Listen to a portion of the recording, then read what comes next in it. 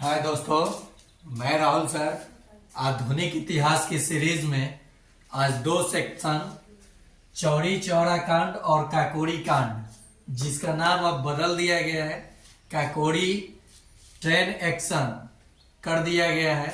इसको हम लोग समझेंगे और जानेंगे कि इस कांड की शुरुआत कैसे होती है और इसका अंत क्या होता है और बाद में इससे क्या परिणाम निकलता है और ये होता क्यों है।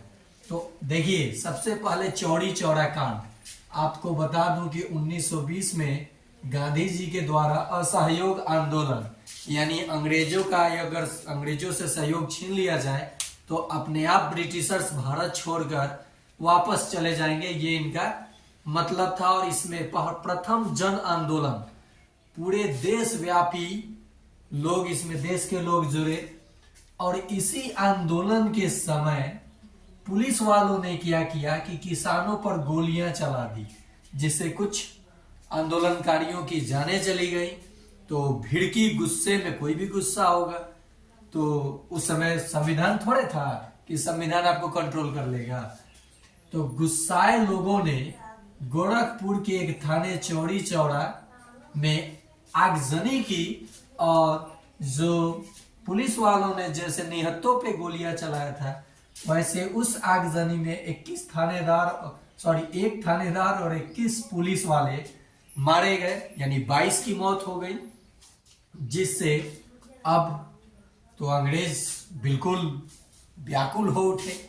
महात्मा गांधी जी को ये पता एहसास हो गया कि ये तो अब हिंसा में फैल जाएगा, जिसके कारण से वो क्या करते हैं, ये देखिए, चौरी चौरा कांड 5 फरवरी 1922 को होती है और गांधी जी ठीक इसके 7 दिन बाद, यानी 12 फरवरी 1922 को ये असहयोग आंदोलन वापस ले लेते हैं।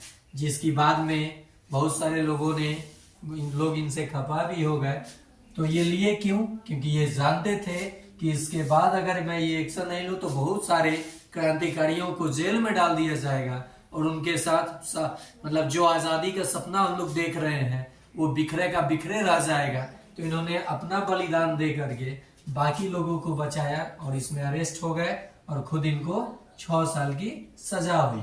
उस समय गवर्नर जनरल जो थे लॉर्ड रीडिंग थे। ये क्वेश्चन भी पूछ लिया जाता है कि चौरी चौरा कांड के समय गवर्नर जनरल कौन थे, तो लॉर्ड रीडिंग थे। तो कैसे याद रखिएगा, चौरा चौरी कांड को रीड करो, चौरा चौरी कांड को रीड करो यानी पढ़ो। तो उस समय गवर्नर जनरल कौन था, तो लॉर्ड रीडिंग था। अब देखिए काकोरी कांड, गजब का ये कांड था। अगर भारतीय नहीं देते अंग्रेजों का साथ तो मजाल था कि उनको वो पकड़ ले। हमारे क्रांतिकारियों को ऐसा कुछ नहीं था, लेकिन लोग डर से गवाही दे देते थे और लोगों को पकड़वा देते थे। तो देखिए, ये कांड होती है काकोरी कांड, जिसे ट्रेन रॉबरी के नाम से आप जानते हो। 9 अगस्त 1925 को लखनऊ से जैसे ट्रेन चलती है तो कुछ दूरी पे काकोरी जगह पे सरकारी खजाने को इंडियन यानी भारतीय क्रांतिकारियों के द्वारा लूटा जाता है। और उस खजाने को लूटने के बाद जब केस दर्ज होती है, इसमें मैं मुख्य भूमिका बता दूं, राजेंद्र लाहिड़ी, रोशन सेन, राम प्रसाद बिस्मिल, अशफाक उल्लाह खां, राम प्रसाद बिस्मिल और चंद्रशेखर आजाद, ये लोग शामिल थे। जिसमें 29 लोगों पे FIR दर्ज, 29 लोगों की सजा होती है और 4 को फांसी करार दी जाती है। उस फांसी, अगर ये भी पकड़े जाते तो इन्हें भी फांसी दे दी जाती, लेकिन ये आजाद थे, पकड़े कैसे जाएंगे।